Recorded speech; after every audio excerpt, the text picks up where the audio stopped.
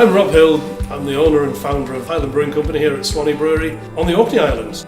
I'm Dave Sweeney, owner of Bangtop Brewery. My name is John Shepherd of 360 Degree Brewing Company. Chris Bingham from Bingham's Brewery in Ruscombe near Twyford in Berkshire. My name is Simon King. I'm the production manager of Blue Monkey Brewery.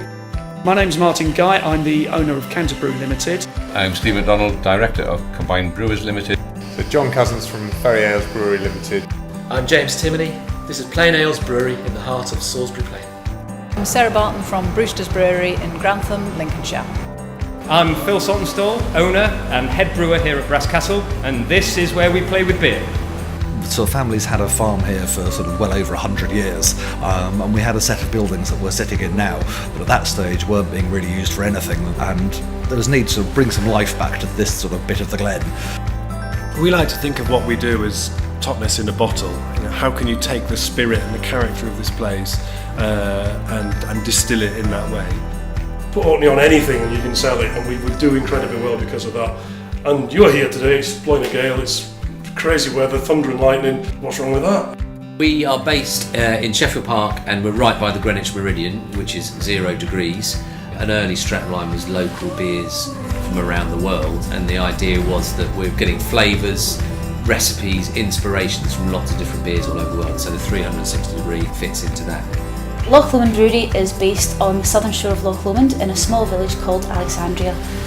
The water that we use for the beer comes from the foothills on the west side of the loch. It's 100% pure and it's beautifully crystal and lovely and soft water, which makes a beautiful canvas to work with. The brewery itself is located in a Grade 2 listed building, probably not the most efficiently built building to house a brewery in, but it has a uniqueness which people have bought into because they can't believe that over 1 million pints a year is produced here. I love this thing from France about terroir, and I think hops are something that we can really have a similar idea in brewing, a terroir for our hops. Well, down here in Cornwall we're in a region of great regional identity, and both the locals and the visitors alike sort of have a great sense of provenance, and that's a real strength that we champion. Totnes is a town that has a strong identity, a strong sense of community. So a lot of what we do is about that. So for example, we have a hop club, so we have 45 of our members who are growing hops in their back gardens. We have a nice big team here, there's 5 of us. Son Lewis came home from university and got involved, he's the business manager. I'm just the guy that makes beer. He's the one with the financial brain, and I just get on and do what I do, and he thinks I'm crazy, but it works.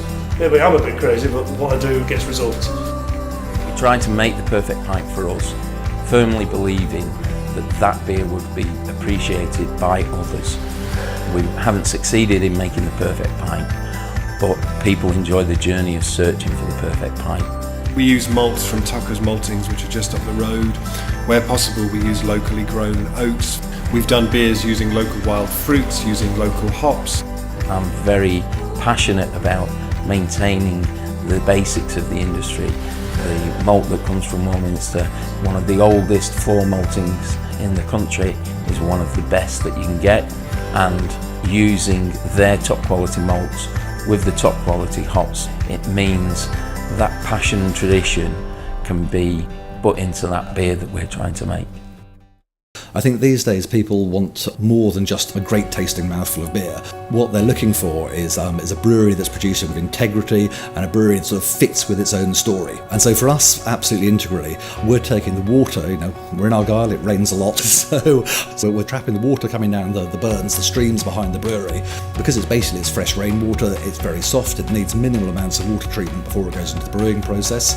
So you can think about the brewery in a way of being a sort of a little ecosystem internally. It was all about getting the right materials in, feeding the yeast and producing the beer. But that little mini ecosystem that is the brewery has to fit within the wider ecosystem, which is where we sit in the middle of this glen here in Scotland. We really wanted to work with stout so that whatever time of year someone wants a stout, they can get it from Bingham's. One of our award winners was Doodle Stout, which is actually named after my dog, who's a Labradoodle, called Stout. Hopefully we can add some kind of difference on anything that we brew with our own particular flair and our own particular style. Obviously sometimes it doesn't work out as what you'd expect, but sometimes you create something amazing that you never expected. The sign of a good pint is when you've got 2/3 of the way down and you want another one. So I just said, let's just try something a little bit different. And I'd like to put ginger in it. It's like, anyway, we did. But it's a load of fresh root ginger, and it's literally added about the last 10 minutes of the boil. So it's just a little hint when you taste and a little hint on the nose. It's not overpowering, it doesn't blow your brains out. My personal favourite is always Wandle. The reason for that is I'm an ex-rugby player, and I designed Wandle based on a beer that I could drink all day in front of the rugby and still walk home, and it's been tried and tested to that. Very hot day, it would have to be something like our Southern Summit. Very crisp, very light, very hoppy, easy drinking.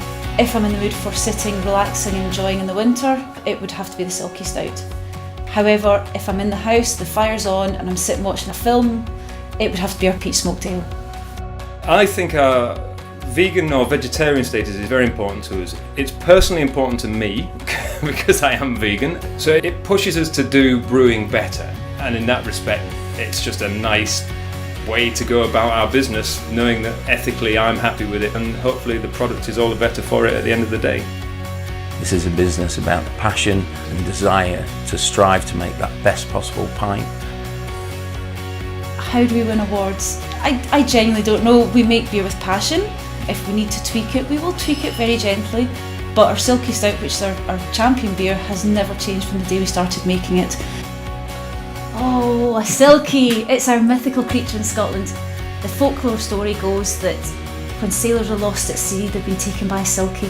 Now, Silky is a seal, and they come ashore, they cast off their seal skin and take a human form, and then they steal their husband or wife, and they'll either stay on shore as a human, or they'll take that person back to sea to live in the sea with them. But once they go back to sea, they can never come back ashore again. And so we have our own herd of Highland cows that we're feeding spent grain to. That beef's then coming back into the shop, ready to be enjoyed together with a pint. So it's all sort of fitting together.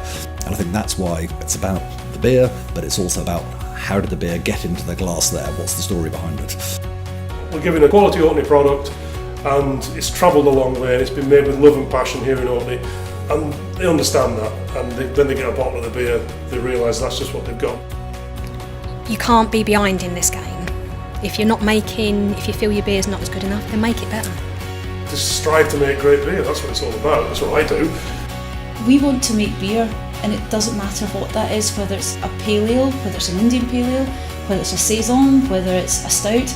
Beer is just wonderful in every form it comes in. There's a beer for everyone, and it doesn't matter if I make it, or if my neighbour makes it, or somebody in the south of England or the north of Scotland makes it. It can only be a good thing. If people are choosing beer from a microbrewery, they know it's handcrafted, they know what they're getting, then it has to be a good thing.